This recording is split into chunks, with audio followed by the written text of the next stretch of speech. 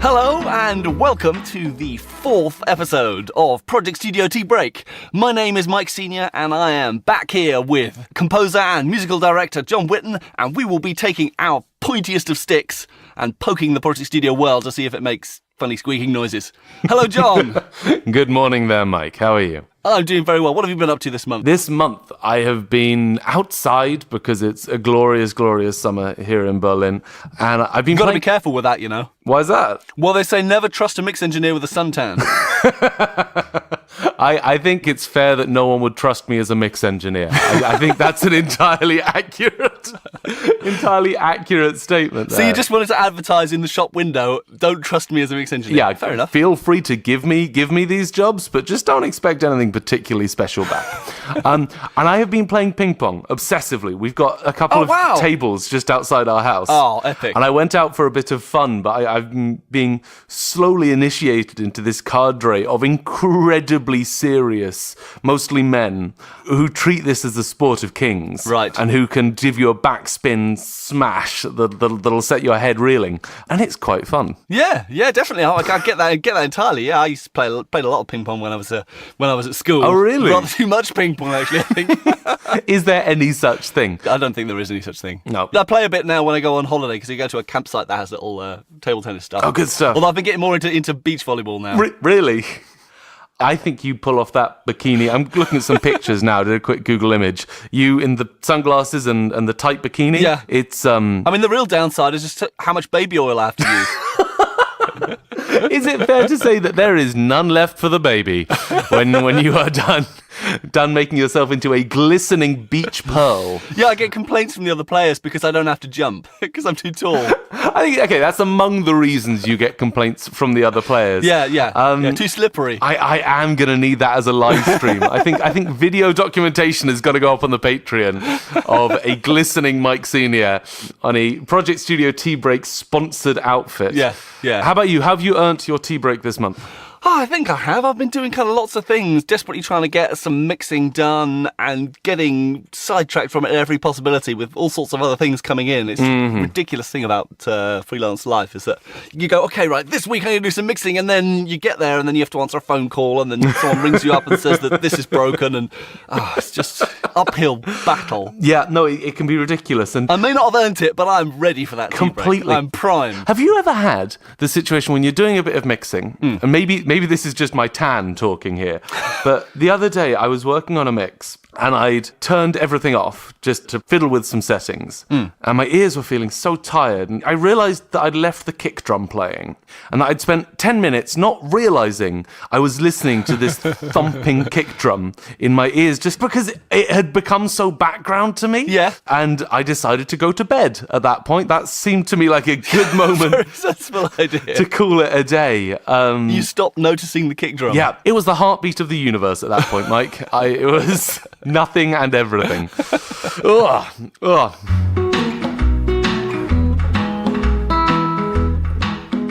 This month, the news shakedown. Oh, it's an embarrassment of riches. And the NAMM show has started. It's kicked off. We're getting deluged with press releases and product videos. And it's hard to choose between them in terms of what is the silliest press release and silliest video that comes out. So, I'll just take them in turn.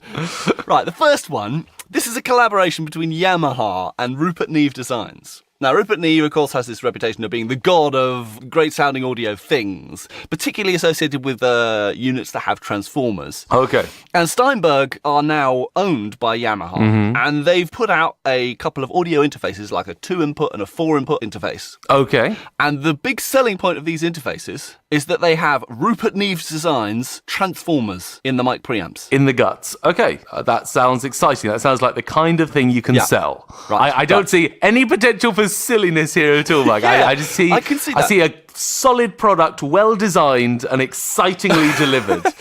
Except, do you remember, I think the fashion's changed now, but about 10 years ago, maybe, it seemed like everything was coming out with a valve in it. And a window so you could see it. Yes, and it would glow. And in fact, we did actually find some products when we were reviewing things at Sound on Sound where there wasn't a valve in it, but there was a little grill with an LED behind it to make it look like there was a valve. No. Yeah, oh yeah. Yeah, I saw a product that did that. And there were some valves that were run at such a low voltage that they didn't glow anyway, and they put an LED in there to make it look like it was glowing. Oh, wow. Okay. We called it the marketing valve. It was really there for no other reason than to make some vanilla bit of equipment look like it was worth buying. Like it would be the analog. This was the analog magic. And it just seems to me like they've done it again with this transformer thing. I mean, actually, how much difference does a transformer really make? The microphone preamps aren't Rupert Neve's designs. They're the classic Yamaha things. These things are $200 a channel or $165 a channel for the interface. And that includes all the digital stuff, all the, drivers, all that development work at $200 a channel. Okay. Now, how much of that money is going to have been paid to Rupert Neve's Designs for their transformer, and how much is left for any of the rest of it? So basically, you've got a pretty vanilla preamp going through a transformer which makes precious little difference, or it should normally make precious little difference. Right. But the thing with marketing valves is that they were always overdriven to make them sound more valvey than they normally would. There we go. So they did have an effect. It's possible they've done the same with the transformer. Honestly, that is not going to make the difference. Between a halfway decent audio interface and not. Oh, God, no. So would you be more comforted if these were coming in around a couple of grand? Because then you'd think that the rest of the kit was kind of up to scratch with the transformers. To a little bit. I mean, if you look at their Neve Portico things that have all the Neve stuff in it, they're looking more like 3 times that price, $600 a channel, without any of the digi stuff, without the converters, without all the stuff that goes inside the box and the socketry and all that kind of thing. So it just seems to me like they can't be spending money in a way that really matters if they're plumbing that into a transformer and it costs that little. It sounds like the experience I have when someone tells me very excitedly that they managed to get a guitar with a pickup inside it and like some cool EQ thing up on the top and a couple of pedals thrown in for £100. And I think, my God, I wish you very well, but I don't think any of them are going to work. I don't think you've got a halfway decent guitar. I think you've got an awful pickup, badly installed. The EQ I wouldn't touch. The whole guitar will catch on fire. Yeah, this is the horrible suspicion. But the thing is that they're selling it so hard. Really? I mean, the product picture that was there with the news item that I saw, I saw it in the front page of SOS. It had the interfaces, and there on the top were the little transformer blob things that they plug in with the little feet on them that you plug into the circuit board. That was the star of the show. That's what's worth thinking about. On the front panel of the interface, you can switch the transformers in and out. What? Why? I mean, honestly, what other bit of gear can you switch the transformer in and out of? I mean, yes, I suppose maybe there's a different flavour, but God, I mean, that's not the difference, surely. But I think the fact that you can switch it in and out isn't actually really because they want to give you the option to switch it in and out. It's just so that they can have a button on the front that says Transformer and the Rupert Neve Designs logo so they can shout about, it's Rupert Neve Designs! Just in case you missed the memo, just in case you managed to not be sure what was inside of this. They need to have it in neon. Oh, it's so ridiculous. But this goes on to a point that I constantly go on about with all these interface products, is that how long does an interface actually last? I mean, I've had audio interfaces that have gone on for maybe 5 years or so, but after a while, the USB format upgrades, or I switch operating system and it's not supported on the drivers. So those transformers, and let's say for a moment that they're like $50 each, that means you spent $100 that at some point you're just going to have to throw away. Yeah. And it's actually the same with the mic preamp technology. When you throw that interface away, you're not just throwing away the interfacing connection, you're throwing away the analog circuitry, you're throwing away the transformers, all the socketry, and that increasingly to me just makes no sense in a long-term Project Studio way. And actually it makes much more sense to have external analog equipment, your preamps, or whatever you're going to use, external AD conversion, and then just a digital cable that goes to a really simple interface. So then when you chuck the computer away, all that stuff still works. All of it stays. Because it's got a lifespan of 20 years at least, and that'll outlast any audio interface standard. That's so interesting because that makes a lot of sense, but it also rings very true that none of the manufacturers are going to be promoting that system because the problem is that lasts for 20 years before you need a new one, Mike. Oh, yeah. That's the awful situation there. Heresy. Support the industry. Buy built-in obsolescence. And you're stuck with whichever transformers you've got into bed with for the next fifth of a century. Yeah. I want to see that poster. I think we'll get that up on Twitter with some appropriately heraldic. It's just such a silly product. I just despair of products like that. But it is not the silliest product. I mean, I thought that this might be the first winner of our Straight To Landfill Award. Oh, God, that's a depressing award. I think we've got to have it, because there's so few people are saying this kind of stuff. But there's a much more of a slam dunk one this month. Even more. Oh, yeah. This is just a corker. Right, this is from TC Electronic. Now, TC Electronic are a great company. They do lots of good products. And there is one particular product that is a classic product of theirs that was made in the mid-80s called the TC 2290. And it was, at the time, an absolutely cracking product. It was at a time when it was very difficult to make digital delays. And for like $5 or $6 grand, you could buy this TC box and it gave you a stereo digital delay of up to 30 seconds, 32 seconds, I think is the exact figure.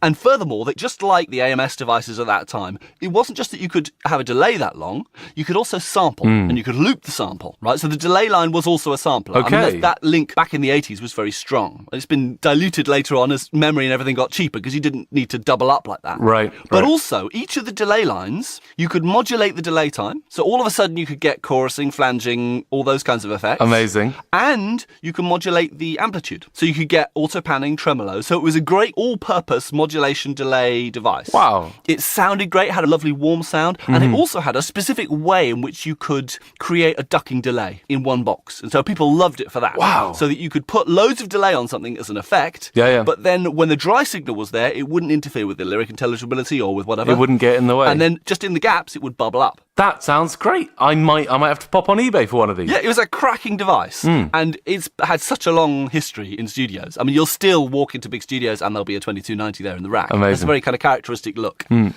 Now, what would you as a plug-in manufacturer think if you had such a classic thing in your back catalogue? I don't know, Mike. I know, I've got an idea. What's your thought? It's crazy, but it might just work. Let's do the board meeting. What is this young maverick going to pitch at me? Okay. How about we make a plug-in version of it? Oh, okay. No one's done that before. Like it. It's a bold new move. Right? Super. So fundamentally what they've done is that they've analysed the shit out of it and actually done a really nice model of the TC2290 delay. Okay. It sounds just lovely and warm and evolving and all that kind of stuff that you would expect of the original thing. I feel like we've wandered onto this minefield before, Mike. Taken a happy little stroll into this very war zone. But no, you're full of optimism, so tell me more about this really lovely plugin. The plugin itself is a lovely idea and it sounds great. Top dollar. But what they've done is they're shipping it with a little hardware controller version. A USB thing that you plug in. It's about the size of a computer keypad. Okay. And it's styled exactly like the original unit. I mean, it's had to be shuffled around physically, but it looks very similar. Okay. Now, this element of it just seems to me to be totally daft. What are they thinking? There's so much great video content about this stuff. For a start, I saw this product video that Sweetwater, the American equipment retailer, have made to showcase this product. And they're sat in front of it, and they're kind of demonstrating stuff like, yes, you can switch through presets with the ink deck keys. You can... You can use the numeric keypad to enter in delay times. And the thing is, it retains all the little LED or kind of LCD, I don't know what they're called, displays like on the original. Yep. And they're like multi-purpose, so you're forever switching. It's like switching between the different views. It is like the S950 interface that I was talking about before. What about that bit of hardware is easier to use than the little numeric keypad on your actual keyboard on your computer? Yeah, or whatever. And there's not even a knob. So if you want to like increase the delay time, you have to go multi-press the button like you're playing like Daley Thompson's Decathlon back on the Commodore 64. For our younger listeners, please insert Flappy Bird as your reference of choice there. There you go. I'm glad you're here to translate for me with de-youth. Mike, I am afraid that we are laboured with a dark curse of prophecy. I think we are. Because we saw this coming and we joked about it. We laughed that maybe this would be next. Now we're here and Rome's burning. and what the hell? It's not even like, if you're working live, buttons aren't that much use on a delay either. It would be better to have knobs. And the thing doesn't have knobs. It doesn't have faders. Completely. Doesn't have real-time controls. It just has buttons, which you have on your keyboard anyway. I like hardware. I like having something kind of chunky to move around. Yeah, I get that. But yeah, I don't know who it is out there who's hungering for the days when, as you say, you had to kind of multi-tap. But it gets worse. Oh God, what's next? It does get worse. Right, there are various other things. Firstly, it is a dedicated hardware controller for one plugin. Now, is delay and modulation, no matter how good it is, really worth having a dedicated controller for? I mean, how many plugins do you have? I mean, I have regularly like 50 on a project. It's basically building your analog studio back up as USB controllers. It's like, yeah, I want a digital studio for all the great things it does, but I want to have loads of analog gear around again. You can have a whole box full of the things. Well, I have one for my reverb and one for my delay and one for my... Hopeless. Have you ever had the thought, as you set up for a project, I just have too many available USB slots? Exactly. You know what's pissing me off? The amount of available real estate in my whole USB zone. And just to like underline this point, what you're saying is, let's say I really do just love controlling things with this pad. I can't just assign it other parameters of other plugins. Not as far as I can see. Wow. I mean, maybe they'll make that as an option. I mean, as long as you don't need to use knobs or faders or anything. It's just so stupid. That's incredibly stupid. There's more, right. Oh, this thing is about the size of a numeric keypad. And you know you can get those standalone numeric keypads for like laptops that don't have them. I have one, it's lovely. But a normal numeric keyboard has like 4 keys across it. This has 10 keys across it with gaps in between them. So what you're talking about is a calculator here. Pretty it's like much. One of those small calculators. Okay. It should ship with like a pencil sharpener for your fingers if you've got big thick fingers. That is an image that will stick with me. They're like half the width of the keypad ones on my little netbook, for example. Wow. It's fiddly and it's black, so if you're live, you won't be able to see absolutely anything on it. I mean, you'll see the little LED things that are kind of coming out, but you'll see nothing of the thing itself, so that's an absolute crock as well. And Sweetwater have another absolute humdinger. On the video it says, many of the functions and parameters are only accessible via the hardware controller. No! So if you're working mobile or if you don't fancy using the controller, you don't have any desktop real estate, there's certain things you won't be able to do. Oh. As in I can't do it digitally. As in I can't just come onto the computer where I've installed the plugin and have complete access. It seems not. Or I mean, maybe Sweetwater are lying. Maybe he doesn't know the product. But it seems to me, if it does do that, then that is even more stupid. I mean, there's nothing that makes a computer more stable than more USB devices connected to it as well. For live use, that is a big point. Stabilize your computer, stick as many USB devices in it as you can. No, I know live technicians who, if their performer doesn't have enough USBs, they'll just plug in a couple of extra mics, maybe a keyboard or a USB flashlight, just to kind of really get the computer to a stable place. Yeah. What I've been telling myself, this quiet, comforting voice in my head all the way through this has been, okay, well, it's a silly attachment, but you can always just do it on screen or assign it to your preferred MIDI controller. And now, what it looks like may be the case is that you actually can't, and that this thing will be an active obstacle to music making. It is. How much? I'm scared to ask, but how much money are they trying to take in exchange for this It's a stumbling good question, block? and I think it's $3.49. There had better be a decimal point before the 49. I will check this, because this is actually a relevant point. Let me just... A relevant point on our podcast, Mike.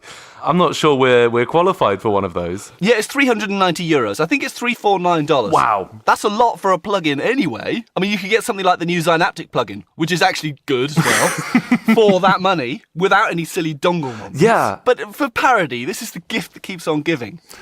I mean, you look, the ridiculous Sweetwater video is funny in its own right, just because he's trying to make a virtue out of something that is so clearly a crock of shit. But then you go to the manufacturer's video, and this is where it gets even better. Oh, okay. We'll link it. I'll give you some quotes here, right? One of the designers basically says that a lot of it is actually an analog device. At the time, they didn't have much digital stuff, and the digital was kind of a buzzword at the time. And so part of the reason they put digital on it and said it was digital A was just to kind of keep up with the trends. It's like your stupid hardware controller is, in fact.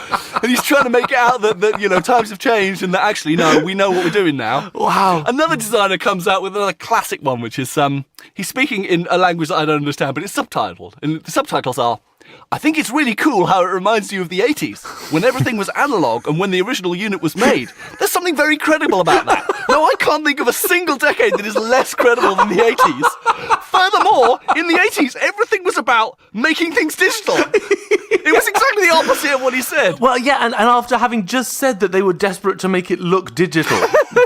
God, they should have had a quick team meeting before making that video. I wonder whether the person who made the video actually just had no knowledge of the subject at all. Because another choice quote that they pick out of context is, what I really like about it is how you can have multiple instances using just one device. What, like every other plugin? Well, yeah, wait. Or even better, if it's the hardware he's talking about, that you can have multiple inputs and control it just from one bit of hardware, isn't that like a good product like Novation's Automap stuff? That you could do that with every plugin you have rather than the stupid rather than this PC bespoke bit of Everything about it is so rubbish. I think it is a worthy winner of the Straight To Landfill Award. Why are we taking away flexibility? Why are we reducing options in ways that just don't have to be?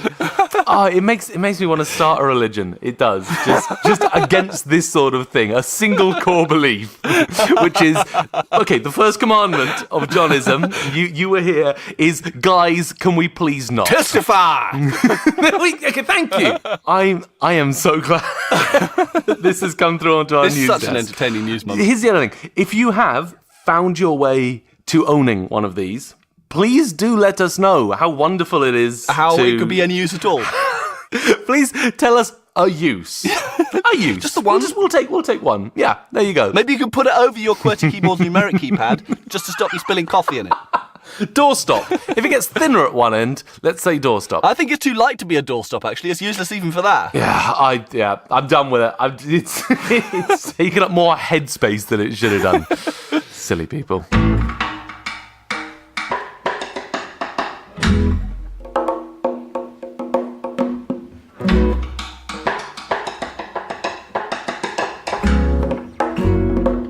So after so much evidence of obvious face palming in the professional community and the marketing of products at large, we come down to the prize-winning Facepalm of the Month from our very own John Whitman. It is time to demonstrate that we can't do any better.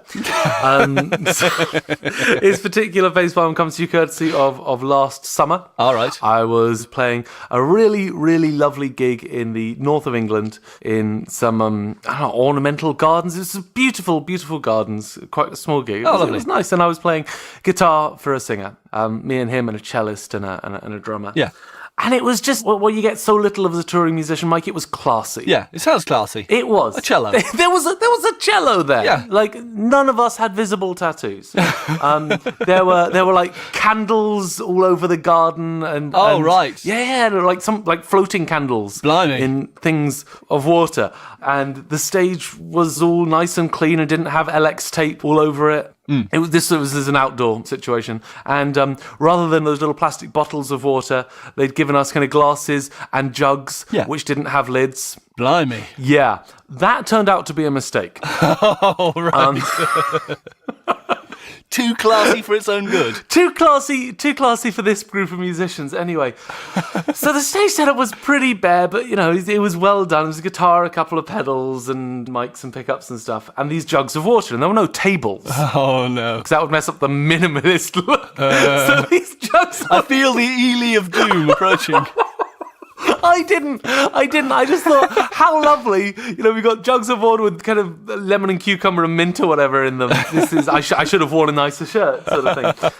And as had to happen, as the gods ordained should happen, halfway through a gentle, quiet song, I kick over my jug of water as we were playing. Now, it's behind a monitor, so this is not immediately obvious to the audience. Oh, right. Nor is it entirely full. So this slow, vindictive flood starts heading out. And I see it. I don't. It's like the Blob. Exactly. Right, yeah. Mm-hmm. And I spot it, and I don't want to stop the music because it's quite a lot of water, and we'll have to get someone up to clean it. So I start trying to block it with my feet, Mike. In the context of I'm standing up playing guitar, so I have a bit of wander room. I can kind of move about a bit. I kind of gently swish it with my feet back across the stage, just away from anything electronic. And I don't know what kind of demented ballet it looks like I'm taking part in at this point. It's the water music. What exactly? River dance was what I was trying to channel. It reaches its very worst point when the water gets as far as the singer. The singer sees what I am trying to do vis-a-vis mopping with shoes. And he is forced, as it gets closer to a bundle of wires, to sort of join in. To kind of just take a casual little step forward. A pas de deux. Exactly. Trying to use his feet as a dam to kind of stop it from getting... You all end up looking like kind of Egyptians in relief, because you've all got your feet all lined up. lined up and moved around as this water, with its delicious lemon and cucumber and mint and probably strawberries. Just to kind of add insult to injury, do you see like a bit of cucumber floating merrily past? Floating a mint leaf. with a smirk, a smirk on its stupid smug face, and eventually the song ends. Yeah. And this is my second facepalm in the row, which seems to kind of culminate with a glare from a singer I'm working for. Dual facepalm. Dual facepalm. And he does a bit of banter while I run off and find a towel and then very subtly get it all up. That sounds like a bad one. It was. It's always bad, isn't it, where you've got this kind of facepalm situation that you can see it coming and has that kind of creeping sense. It's like when you're in a recording session, you see a mic stand slowly drooping. Oh, yep. Mid-take. You know, you've got to work out what's the point at which you make a break for it and you try and do something about it. And how far do you compromise the experience of what's going on for the audience? You can't kick it over and go, oh my God, it's just all gone and just stop everything and clear it all up. Because that will be even worse. And then it slowly draws you further away from a tenable position until the point at which you find yourself in a much worse position you were. You kind of stand there looking like something from an Egyptian relief. Yes. Or you kind of get to a point where you slip over on it then, or you forget to play something, or you come in the wrong place, and then it all goes completely wrong, and it gets worse than it was to begin with. Yeah. It's the true Mr. Bean situation, isn't it? It was no fun at all, Mike, is what it was. That's a good one. I like that. That's cheered my day. It's what I tell myself as to why I can't have nice things. Yeah. When I do wonder about that, I remember that happened. You'll kick them over. And I will kick them onto the ground. Yeah. Is the reason why I can't have nice things. Yeah. Yeah.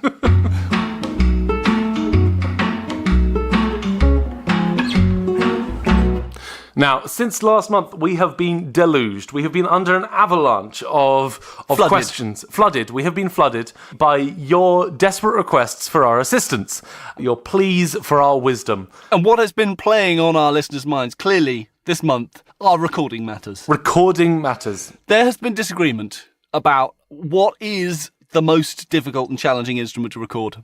I mean, this stuff goes on at the highest level. It does. Like Al Schmidt and Ed Cherney.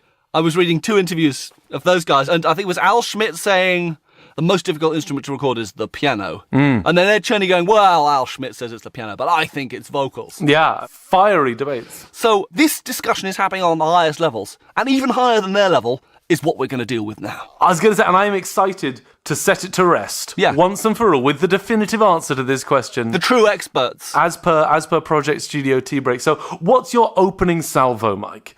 What are you going to chuck out there as your first? Well, I don't think piano's that difficult, honestly. Maybe I just don't have... Well, I know I don't have Al Schmidt's high standards, but I just don't really have trouble with it. As long as the piano's an all right piano, and it's not like Al Schmidt ever has to record the rubbish upright in some school practice in the back room of a bar. You pretty much stick a couple of mics in it and stick a couple of mics a bit further away, mix those together, and you'll be fine. I just don't see what the problem is. Not to put you on blast, but you did get a long, extensive cover article and sound on how to record acoustic pianos. So it can't be that simple, because you got like 5,000 words out of it.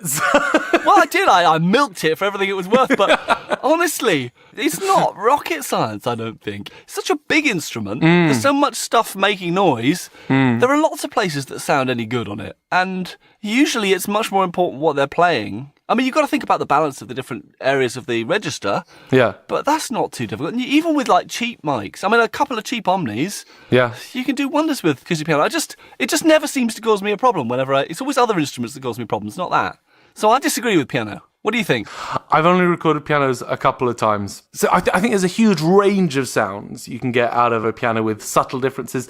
But I'm kind of with you in that I sort of like all of them. Like, it's hard to record a piano with a couple of halfway decent mics and have someone go, oh, God, oh, what have you done to that? That high-quality piano in a nice room sounds awful because of where you put the microphones. Yeah. In a way that I've definitely managed to achieve with an acoustic guitar, you know.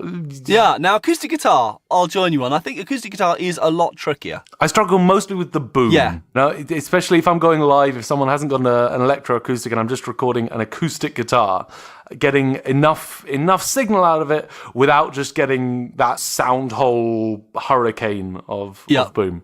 And certainly that's the biggest problem I usually get when people send me stuff that they've recorded for mixing purposes that isn't live, is that they follow a live miking setup, which you have to have it in front of the sound hole because that's where you get the most acoustic power out of it. But they take that into the studio, and then you just get something that's all pick noise and boom and nothing else. Yeah. So no, I do get that. But even if...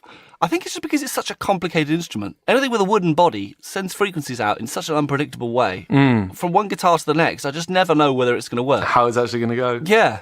I mean, I've recorded quite a lot of acoustic guitars. I've recorded them on their own as well, where it's much more critical. But even there, it's not easy work, but I find that you can usually find some kind of solution to it. You know, it's not that difficult. Again, any decent pair of mics, you can get something that sounds pretty reasonable. You might have to move it around a bit. You might have to try a few different mic positions. I mean, you could kind of do like a cross pair or a little space pair, or you could kind of put one above and one below. You could try that kind of stuff. And it's not, I just don't think it's tremendously difficult. The one thing I would say with the acoustic guitar is just don't have mics that are spaced like 3 feet apart. Right, because what? Because you don't want to get a stereo image out of a guitar? Basically, when the player moves, it just mucks with the phase response. Oh, okay. And it's much better if you just keep your mics comparatively close together for the main set. But yeah, acoustic guitar, I get acoustic guitar. That is quite a tricky one. Tricky one, but I think we can do better. Do you think vocals are difficult? Vocals for me are similar to the piano. That if you've got a decent singer and an SM58 and they don't point it at their arse, then you'll get a very usable sound. There are engineers who can get a particular flavour with, mic positioning and mic. I once got to have a little tour of a Michael Bublé vocal mic setup, which was really good fun. Fabulous. The wonderful man himself wasn't there, to my eternal disappointment. Without exaggeration, there were 10 microphones. Right, they were doing a shootout then. He had this lovely old ribbon microphone that he was singing into, and then just this constellation of mics at different distances pointing in at him. One's kind of coming from down low, some that were like basically just above his head. Yeah. And the engineer telling me that almost all of them would get some kind of appearance in the end vocal sound. Yeah. I don't know, what do you feel about voices? The thing is that, unlike most instruments, you can't really have 2 microphones on a vocal at once. It's very, very difficult to do that, just because the singer moves around, and the sound is so up front that any kind of phase issues between the microphones as they move around will be difficult for the actual sound that you put together. So it's very difficult to use any more than one mic to start with. Right. And as long as you actually use your ears when you're placing the mic, you can head off a lot of problems with like sibilants and plosives and things like that and the particular tone.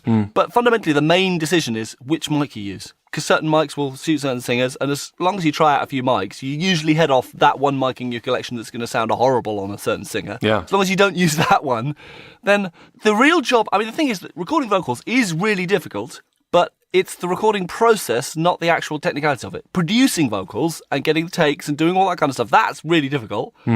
But I think that's the least important bit of recording vocals. So I feel like the lesson we're kind of really honing in on is that recording stuff's easy and recording engineers have been taking us for a ride for all these years.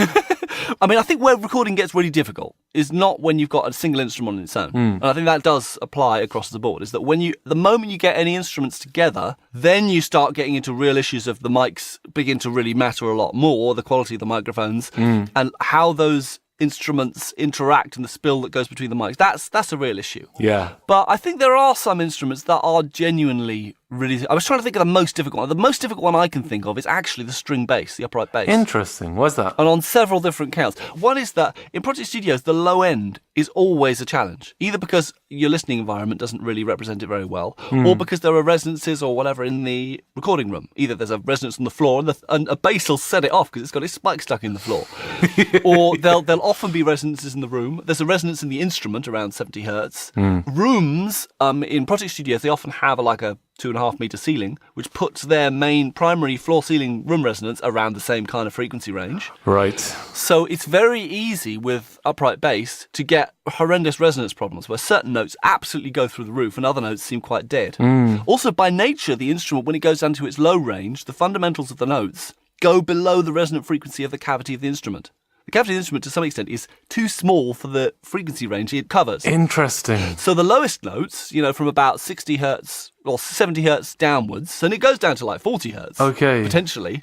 But that 40 to 60 hertz region is often underplayed, so you often have to deal with that then with EQ afterwards to try and get as much of that as you can. Okay, yeah, you have to bring that out. But then on top of all that, so you've not only got this kind of difficult whole resonance thing at the bottom, and that's one of the most challenging things to try and get it actually even, but then the player will often move. Okay. So that makes it difficult to then get a mic so that it will stay consistent.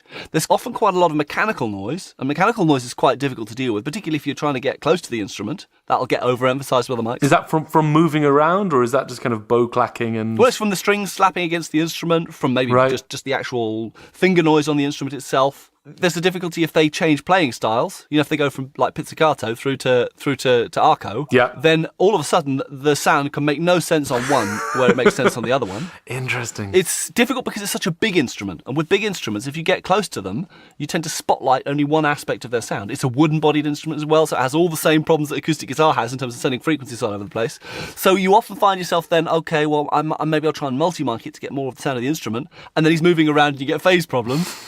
and in a band environment, it's almost certainly the trickiest instrument to record. Well, you can't really record it cleanly in any kind of band scenario. No. And even if you really try and baffle it off, I did a session recently where I really kind of built a tent around the guy. Even then, you're getting almost unusual levels of spill from the rest of the band. So you have to rely on the DI a lot, or maybe send it out to an amp to try and get a bit more level. But acoustically, it's very difficult when it's playing with other instruments then, because of the balance between the instruments. Interesting. So it's on lots of different levels. That's probably the most challenging instrument for me to catch. I can see that being a bit of a nightmare. Yeah, I've never had to record a live double bass, and now I will avoid them like the plague. To be honest, I've done several sessions now where I've had a live upright string bass player in the room with the band. And I'm almost to the point now where either I'm going to build a proper booth around him in the room, or I'm going to put him in a separate room. Because it just makes it really difficult when you're mixing, because of the acoustic imbalance in the room. I every time I say to the band, well, look, we're going to get loads of spill on the bass mic unless we make sure that the drummer doesn't play too loud. But there's only so far. And if there's a saxophonist in the same room, they're bloody loud too. Yeah. So the sax then sounds echoey because you're using the bass mic. So it's always a juggling match, then trying to mix the thing, because you have to turn the bass mics up whenever the bass is important and then turn them down again whenever anything else comes in. Otherwise, it washes it out. This is sounding like a great rockabilly band, though. This kind of drum, saxophone, double bass thing that's happening. Well, they play all sorts of stuff. They're like a covers band, so they do all sorts of different styles. They sound like fun. They're a great bunch of people. Yeah. Okay, I hear you. The one I have most trouble with, it's not a very well-known instrument, but it's my bloody hammer dulcimer, again. Well, it's because you weren't using a dick mic, that's why. Yeah. That's part of the issue. Yeah. But it's horrible. So it's wooden bodied. It doesn't have a sound hole. So engineers ask me where it fires sound. I tend to just reply, it doesn't fire sound, it oozes it in all directions. And it's quite quiet as well. It can be played loud, but for the most part, it wants to be played quiet. A lot of sympathetic strings, all the strings behave as sympathetic strings. There's no damping on it. Yeah. A lot of the places where you might want to get a mic, you can't because... So it does mostly fire up. It mostly fires away from that top surface. Yeah. And I need to have my sticks there. So I need about 10 inches clear above all the strings. And I can't have any arms of any mic stands coming in where I need my elbows, where I need my arms. Clearance, yeah. Very picky like that. And I need clear visuals of the entire board. Yeah, I get that completely. So, do you get problems of it sounding spindly, getting too much of the stick noise and not enough of the sustain of these strings? Yes. Right. The one advantage of it is that it doesn't move. Yes. So you can get a bunch of different mics up there. That's a big advantage. And not have to worry about that. A lot of the time we'll have one mic on the bass strings, which is the bottom right, and that will get far too much stick sound, but it's the only way to kind of boost the bass frequencies up. Yeah. And then just a kind of a spaced pair 4 feet above it-ish, which is less for the stereo image and more just kind of for catching the strings on the left and on the right. But also I think it does, even if it's not a clear stereo image of strings panning left to right, generally instruments like that, you experience them a little bit in stereo when you listen to them acoustically. And I always think, this is why I always record acoustic guitar in stereo, because it always seems to me to sound more realistic when it has a little bit of stereo width to it, even if it's not like panning all over the place. See, I've had that debate with engineers. I prefer it to be basically mono and then put some sort of stereo reverb on it, because the way the strings are arranged, it's not like this very comforting piano thing where you get low on the left and high on the right. Yeah. I have kind of generally low on the right and high on the left, but all the accidentals are on the far right. Okay. So if you listen to it in stereo, then anytime there's an accidental, it'll just come out of nowhere. It'll come out of far right field. Oh, right, that makes no sense at all, does it? No. And when you listen to it from a distance, it all just kind of blends in. Yeah. So you don't have to worry about that if you listen to it live. Yeah, okay, that's interesting. It makes me quite intrigued to actually try recording it.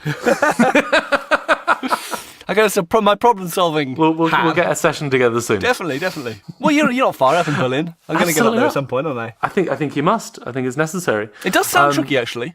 It seems to have some of the trickiness that I've had with things like congas. Oh, yeah? Where you get slap and you get this huge, great boom and you get no tone from the instrument at all. None of the actual middle tone. Where do you find the tone on congas? Again, I would tend to just get a bit more distant from them. The problem is that people tend to get too close. And then they get loads of proximity effect, and they get loads of slap, and they get nothing else. Right. To be honest with the dulcimer, I would be quite tempted to use ribbons. Right. Try and get in close with ribbons. You know, I haven't tried that. That's you see, well, there you go. an interesting... I have another trick.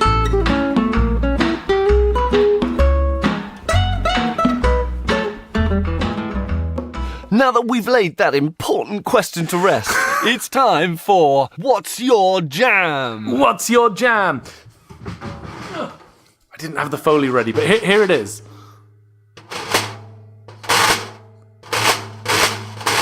That's a very resonant piece of toast you have there. It doesn't sound much like toast. Let me try with a bit damping.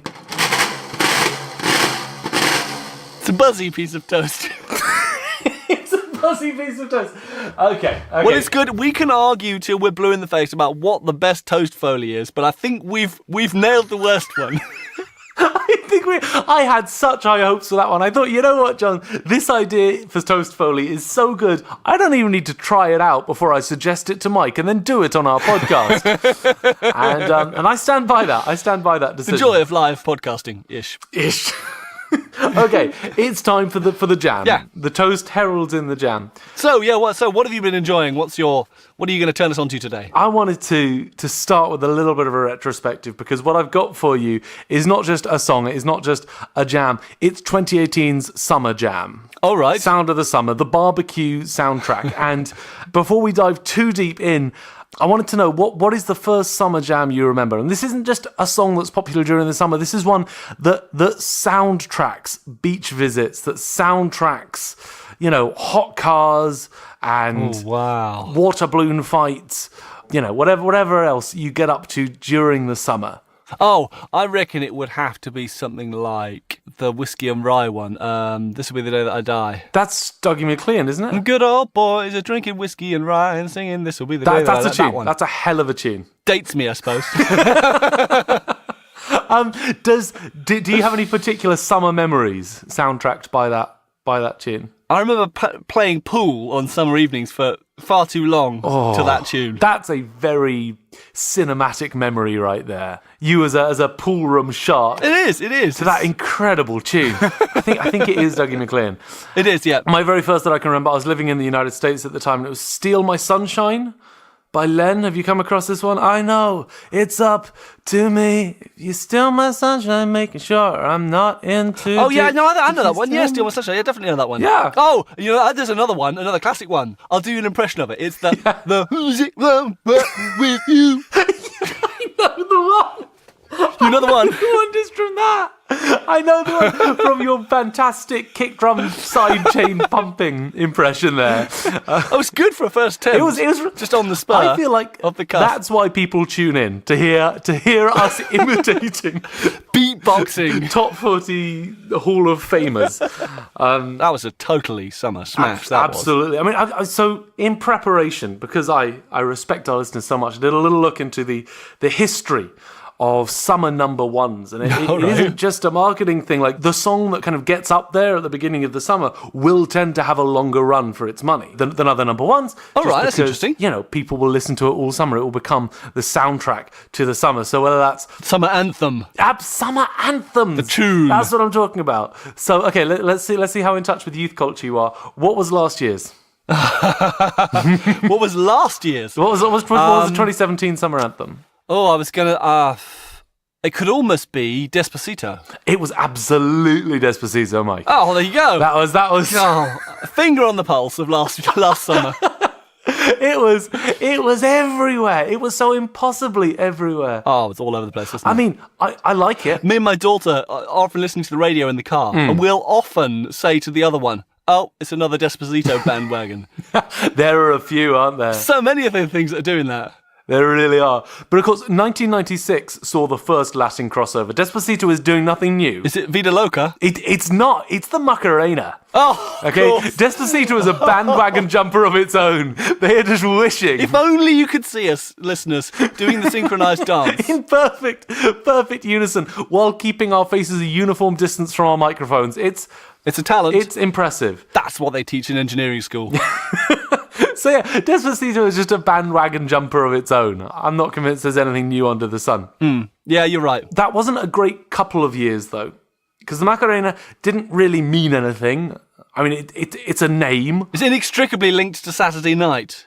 Wakefield Saturday Night in my mind. I mean, I was 7 at the time, so I wasn't clubbing as hard as I could have been. Lightweight. I was a late bloomer. I'll be the first to admit. I was already playing pool. But the year after the Macarena, obviously, songwriters of the world got together and were like, okay, we have to have a song that means something now. We can't just keep on shouting out nonsense words and calling them summer anthems. Then came Mbop, the very next year. Oh, yes. Oh, blimey, this is the halcyon days. I mean, Hanson are still around, of course. They weren't just prepubescent. Hanson are still around. Yeah, I saw a video not long ago of a grown-up Hanson playing something that was nowhere near as good as Mbop. Mbop was basically their one hit. And I really like Mbop. I think it's a great song.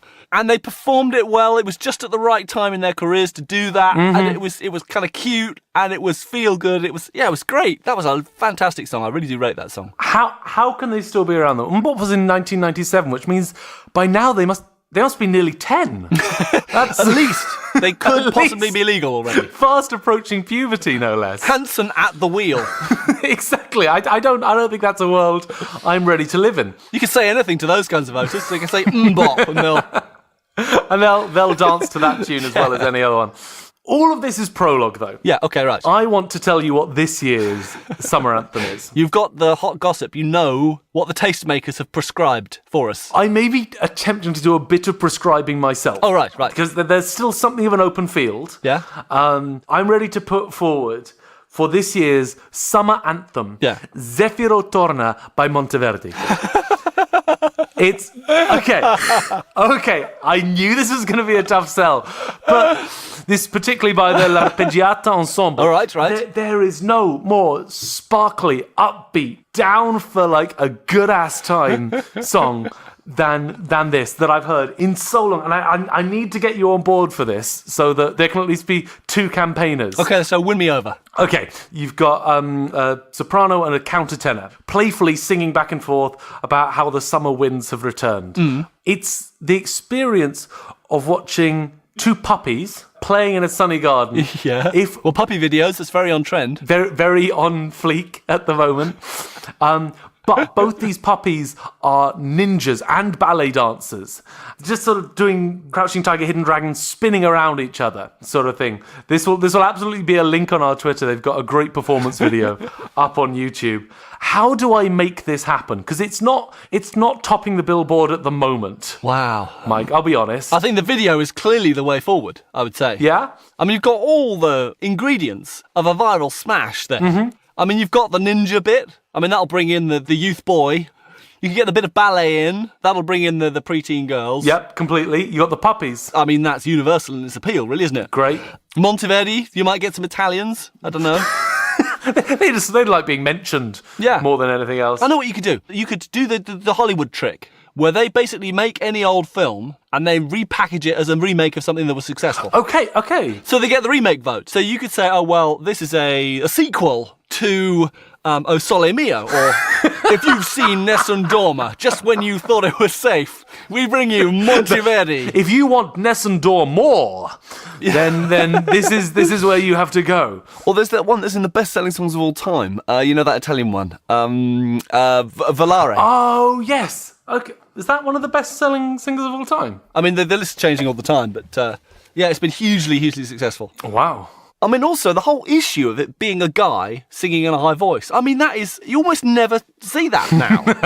It was basically Prince and Jimmy Somerville had that tied up. Chris Martin has his own take on it. Yeah, but it's not that same kind of obvious contralto sound. No, that's true. And you can't even say... I mean, there's the guy from Pentatonics who has a really, really high voice. He's a natural countertenor. That's a selling point. That could be one of those kind of shock factors, yeah. That could be part of the clickbait, isn't it? Okay, yeah, no, I think so. I mean, it starts off and you think it's a couple of women singing, and then all of a sudden, shock horror, it's some guy with a big bushy Civil War beard going, We'll look into whether I can ask him to grow one of those for the live shows. Maybe, Greatest Showman has just been a big success. Maybe both of them could have beards. Amazing idea. Another tie-in, you see? Everyone in beards. Let's just have beards across the stage. You can never have too many beards, I don't think. He said, being cleanly shaved. I actually had to touch my chin to check just then. That's how disorganised I am at the moment. I wasn't sure that I had a beard. Listeners, I have a short beard. Yeah. It's kind of fine. It's in need of a bit of a trim. Okay, so though we have been japing around, go listen to this song. It's so gorgeous. Just put it on headphones, strap on your rollerblades, grab a bottle of Sunny D, go fly with this piece. Feel like you're in Monteverdi's era, when Sunny D was king.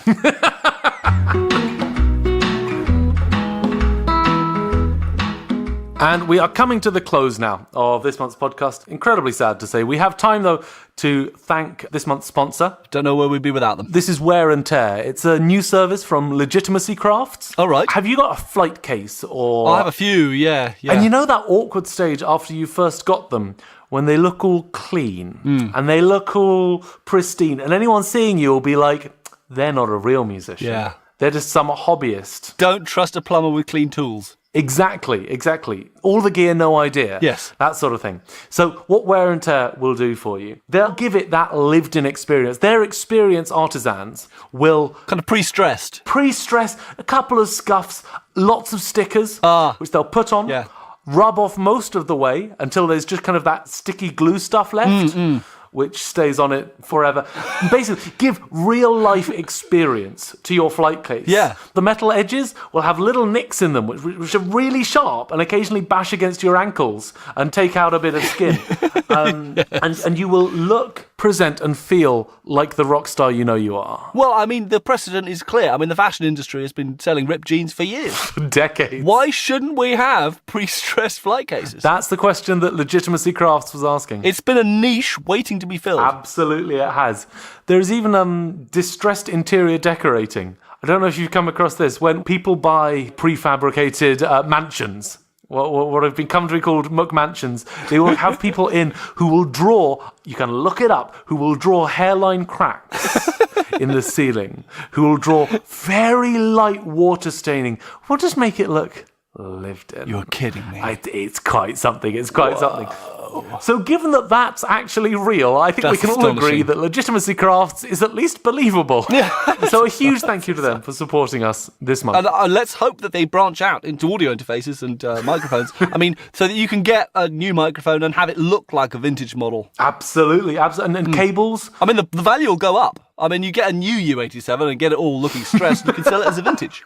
This is the world we live in. I would love a world where all of my cables had that weird, bumpy, slightly wavy thing of having been rolled over by an office chair a few too many times. But I take very good care of them, so they look really boringly fine. Amateur.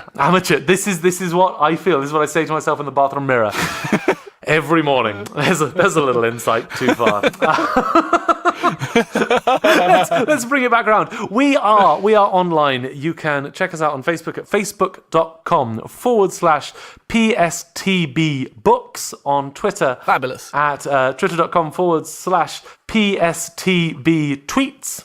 And what's the website there, Mike? It is projectstudiotbreak.com, and our email address is tbreak@projectstudiotbreak.com. Delicious. Just for people who don't already have too much RSI for typing long email addresses. And the Patreon site is now up and running. We have extras galore. We've got the bits that were too funny to put into the regular podcast. Too funny for podcasts. The EU kinda like mountain. Information about my first mixed rescue. Oh my goodness. Lots of examples of podcasting professionalism. No end. Our company non grata of the month was there as well. I've got some of the notes that we made. We have the Ludovico Einaudi grudge match. Oh, that's still waiting a resolution. Lots to enjoy. So until next time, stay safe, look after yourselves. I'm trying to remember if we have a sign-off. What a pro. Bye. Bye.